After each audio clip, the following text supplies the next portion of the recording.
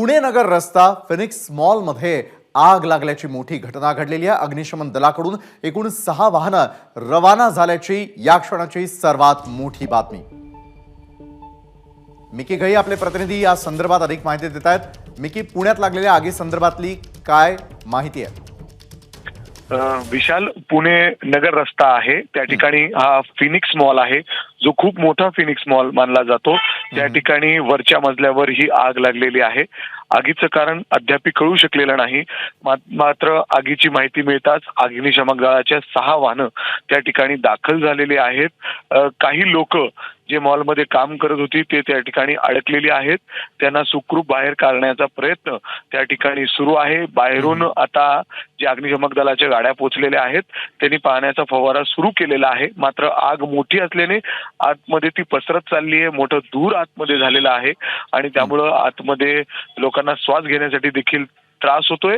जे सगळे लोक आतमध्ये अडकलेले आहेत, सुरुवातीला पहिले त्यांना बाहेर काढण्याचा त्या ठिकाणी प्रयत्न सुरू आहे। लवकरच ही आग विझेल असं अग्निशामक दलाचं म्हणणं आहे, मात्र आता ही आग लागलेली आहे आणि आगीवर नियंत्रण मिळवण्याचा शर्थीचा प्रयत्न अग्निशामक दलाकडून सुरू आहे।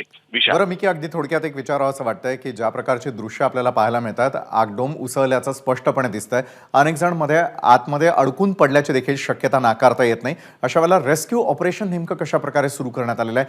किती जण या आगीच्या काळामध्ये मॉलच्या आतमध्ये अडकून पडल्याची शक्यता आहे? कारण बंदिस्त असतात मॉल। मिकी, अगदी विशाल, जर आपण बघितलं तर मोठ्या संख्येने दुपारच्या वेळी उन्हाचा तडाखा आहे आणि बरेच लोक मॉलमध्ये जाऊन सुद्धा यावेळी बसत असतात आणि यातच ही आग लागलेली आहे। सुरुवातीला जी अग्निशामक दलाची टीम आहे ते साहित्य घेऊन आतमध्ये पोहोचलेले आहेत, जिथून जसं मदत करून काही जर त्यांना काच असतील तर ते फोडून जी आतमध्ये लोक अडकलेली आहेत त्यांना बाहेर काढण्याचा प्रयत्न होतोय। कारण उन्हाचा तडाखा आहे आणि त्यामध्ये ही आग पसरते आणि त्यामध्ये धूर खूप मोठ्या प्रमाणात आतमध्ये होतोय आणि हीट जे आपण म्हणतो ती देखील आतमध्ये मोठ्या प्रमाणात होतीये। त्यामुळे फक्त जे आतमध्ये लोक अडकलेली आहेत, जी काम करत होती, त्यांना सुरुवातीला बाहेर काढण्याचा आता तरी शर्थीचे प्रयत्न सुरू आहेत। धन्यवाद मिकी, आपण दिलेल्या या सविस्तर माहितीसाठी। तर अग्निशमन दलाकडून एकूण 6 वाहनं ही आग विझवण्यासाठी रवाना करण्यात आल्याची मोठी बातमी।